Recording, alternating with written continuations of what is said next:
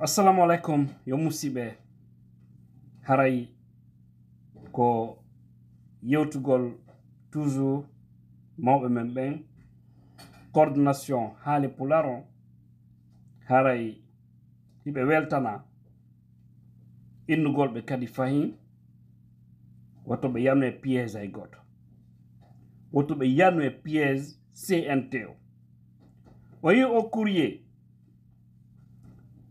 momi affiche ɗo mo CNT on windani ɓe ɗum ko conseil national de transition waddannoɓe ɗum ko gila mois d'octobre ɗum noon ko non objectif on woko tawidegol e kamɓe ɓe ka CNT dansa kuruma en fi yahugol e nder fuutare ndi wo waɗa campagne de vulgarisation fi o avant projet constitution et non on constitution hande si on remarque force vivant no inninaɓe d'accord parce que o avant projet ɗo si o woni ɗo projet de constitution o naɓama e référendum o feƴƴi haray ko ɗum woni à 100% Mamadi Doumbouya ɓe présentoyemo candidat Mamadi le ko woni candidat lakine wo lending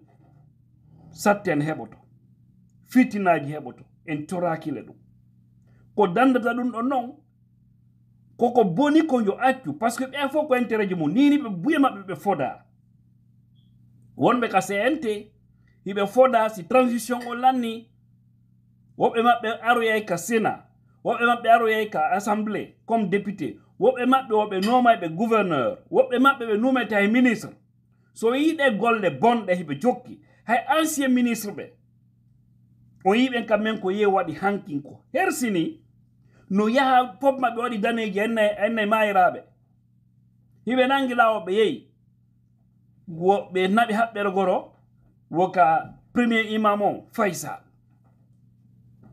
musiɓe ka premier imam Faysal ɗum ko Elhadji Mamad Saliou Camara wo fi ɓe tori du'a ɓe tori fi ɓuttu fi laguine ɓe tori ɓuttu fi Mamadi Doumbouya c'est ko naafigiyagal ndi leydi ko ɗon probléme leydi men ndi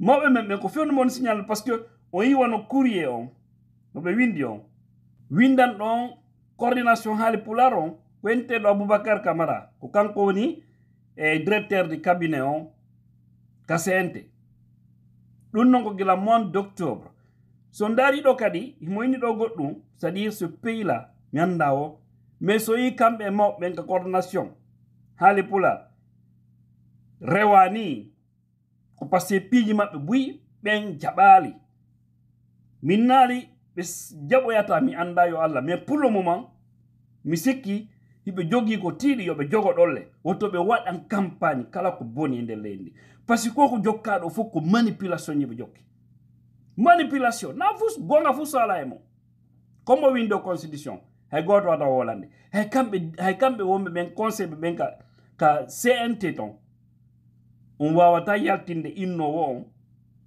kanko e mo andi combo windi constitution ko Mamadi Doumbouya dansa kuruma e groupe on seeɗa clan hum maɓɓe toujours ko ɓen andi combo windi o constitution ɓe ƴetti ɗum ɓe imposi ka CNT ɓay ɓen ton kamen no yoɓede ko wanni ton guinéen si jangi ko problème si heɓi jawdi ko problème parce que ko intérêt personnel tum ɓe natta e mum et c'est très grave très dangereux so tawi leydi ndi daretake ko nafaji ɗin tum darete hara leydi men nin karahanɗi ɓantorto o courrier ɗo wokko ɓe ɗaɓɓu 40 personnes yo coordination on waɗu e disposition CNT on yimɓe capanɗe nayo fi no ɓe yahira ko ɗuma e nder fuutare ndi o waɗa campagne on ton fi encourage go yimɓe ɓe no accepté o constitution ɗo so on jaɓi o constitution ɗo on heɓay ndiyam on heɓay courant on heɓay ɗatte mi waɗna on ponji heka kambu haray kambu ngun ɗo ndiyam si ari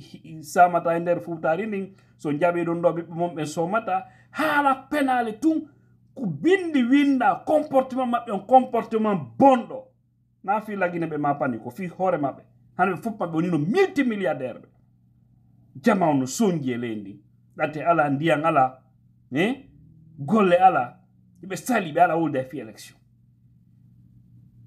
oui ko dum woni do kanyum on Aboubacar Camaradio mo windi ta paragraphe sakitoro onam signalir non. Par ailleurs, je vous informe que mon courrier numéro tant moi le numéro wangal en date du 23 octobre 2024 par lequel mes agents avaient maladroitement saisi la coordination de la moyenne Guinée. On a dit une coordination. Feno ko be fait inno ko fi wattingol et la sekuna. Donc andi molto mata ko no konto. OK. Mais ala fait de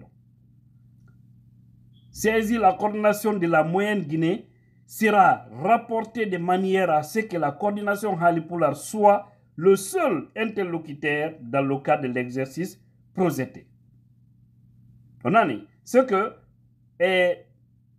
document be nabanino jaka o ya coordina o be présentinobe indi kambe représente moyenne Guinée Fouta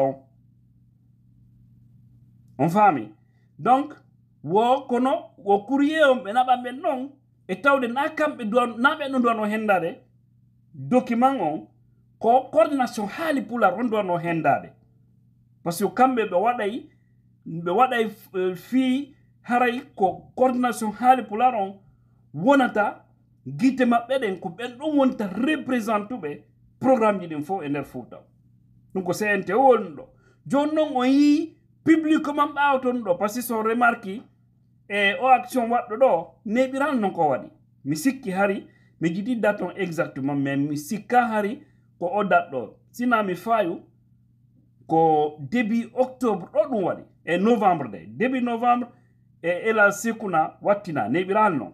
Donc ça veut dire qu'il y a un courrier de coordination Halipular. Joni non nyande ela sekuna watinte. O imo fuma fa bandi yaga wadanga ngal lonkade. Kudu andi to wona yimbe sérieux. Ko fi dum minata ma membe yobe watta yilo be reno e mabbe. So na dum be bonna hakkunde mabbe jama mabbe. Na rôle mabbe yawgol innan wadde vulgarisation wona do rôle coordination Halipular. Coordination no andi ko honnu woni ka statut règlement intérieur mabbe. Ko woni konton ko honnu woni rôle ji mondi. Est-ce que rôle no tawa e rôle ji mondi min hay stawno don wawno wadde bare ko fi Guinée mais ko si tawno wona piège ko si tawno na bandiyagal ko tawno na dugula yagal boni wadde parce que pewal ala e mo fait si tawno ko pewal yimbe be fo en wallindirayno pop no wawno ƴettudo avant projet o constitution yindinamo andina yimbe ben konnu wonton konnu do firi e bi be do wadde dum e site wondo très ouvert hare Guinée fop wawa yide kon ko nder to mi anda so be wadi ma be wadal mais ko molto malta be woni parce que be andi do be fodi taw déjà himbe innobe premier ministre ko mi wonno mi démissionnano parce que Congo ma Congo andi ko hendo o inno do référendum organisé avant la fin de l'année 2024 au référendum tout organisé il avait dit ici Baouri qu'on n'aura que le référendum en 2024 et on est à la fin de l'année on est à la fin de cette transition où nous en sommes on ne sait même pas où se trouve un fichier pour aller à une élection ou à des élections. Vous n'êtes pas sérieux. Le CNRD, tous les membres du gouvernement, vous n'êtes vraiment pas sérieux, vous n'êtes pas en train d'aider. C'est tous ceux qui occupent les postes politiques là. Je ne parle pas des autres postes techniques ou les postes politiques. Je ne parle pas de vous. Big respect à vous. Mais tous ceux qui sont associés à des postes politiques, vraiment vous êtes en train de ruiner, de tromper, de manipuler le peuple de Guinée. Mais un peuple naïf aussi qui accepte tout à cause des biens des banques. Comment voulez-vous que Dieu ait pitié de nous? Dieu ne peut même pas nous calculer. Parce qu'il va dire que nous méritons ce que nous obtenons aujourd'hui. Nous méritons notre sort. Tel peuple, tel dirigeant. Je vous ai dit, Bamama doit dire quelque chose.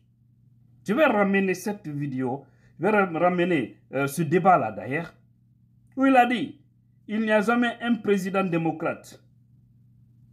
C'est le peuple qui l'oblige à être démocrate. Parce que quand vous êtes aux affaires, le pouvoir vous transforme. Même si moi je dis le plus souvent, le pouvoir ne transforme personne, chacun montre son vrai visage lorsqu'il est aux affaires. Chacun montre son vrai visage lorsqu'il a de l'argent. Vous voyez? Donc, je vais dire à nos sages de la coordination Halepoula, soyez très prudents. Éloignez-vous de ces voyous. Sinon, ils vont ternir votre nom. Ils vont tomber. Ils n'ont aucune chance de résister. Ils vont tomber. Alors là, ils pensent être des supra-hommes. Ils pensent être intouchables. C'est pourquoi vous voyez des Guinéens vendus qui sont en train d'aller, qui cherchent des postes parce qu'actuellement, ils sont même dans le futur. Hein. Ils se projettent déjà dans le futur. Toi, tu seras nommé directeur. Toi, tu seras ministre. Toi, tout ça, Dieu a son dernier mot. Vous allez tomber laissant des projets dans vos têtes. Parce que Allah ne peut pas vous accompagner dans la malhonnêteté que vous êtes en train d'imposer dans ce pays. Et tous les traîtres de la Guinée aussi paieront. Parce qu'aujourd'hui, tout le monde entier est en train de voir ce qui se passe en Guinée. La communauté internationale ne fait pas confiance à ces voyous. Ils n'ont plus d'argent, il n'y a plus de crédibilité. Partout ils tapent à des portes, les gens refusent parce qu'ils savent qu'ils ne sont pas crédibles.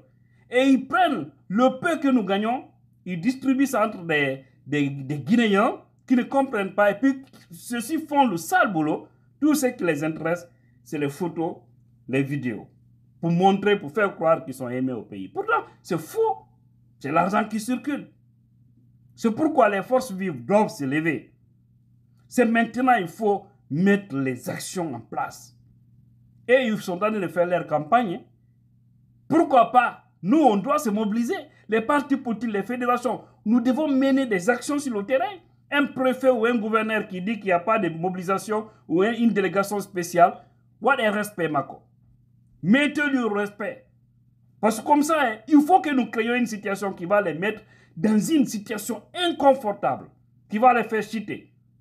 Mais dans la tranquillité, ils vont toujours dérouler leur calendrier. Mais il faut que nous mettons, nous essayons de provoquer une situation pour faire partie de ces voyous. Parce qu'ils ne sont pas là pour la Guinée, en fait.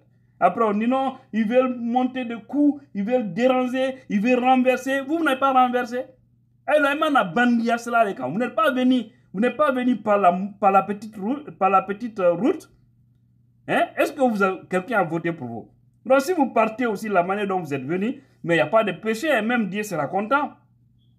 Il suffit seulement d'avoir des hommes téméraires, avec un peuple très debout, qui va mener une action, et vous allez voir la suite. Doumbouya, il va chuter. Et il doit chuter. Il ne doit pas résister sur nous Guinéens, si la baraka nous suit. Donc, c'est ça, la coordination Halepoula. Refuser. C'est que ceux de la forêt ont refusé, il ne faut pas accepter ça.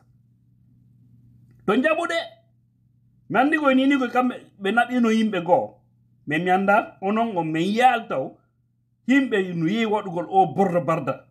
Merci à vous. Allah taw ko no woniri maintenez donc woton jabu jokkugol be toñabe be penale ko be ebbido parce que dum yaltata au fait ko bonata quoi au fait Allah wa tabe wallude hore ko di boneji ko bon wadde ko e di jamfaaji e kongol be jetta kongol be enna men waday dum do be ron ka wadde Allah libay fi mabbe ko koy me moboto e jamiuji janga inna mamadi dum bu Allah hisi mo Allah jabuta jabinta dum Allah ndarata hay wombe be jangude dum so wattanali la kambe Allah lando be habay parce que on wata continuer de supportugol a yimbe bombe arbe jodi no surtout de jawdi lendi no jibo de programme lendi no sonju de jamao sikon Allah lando way wontude be ko seda dole non kadi ko seda hare ko du wonto voilà ko wattango yili de fore o yi kambe be ni hay ni no yikam amara kamara mo mobe milliards fiyagol tom sikki o samedi do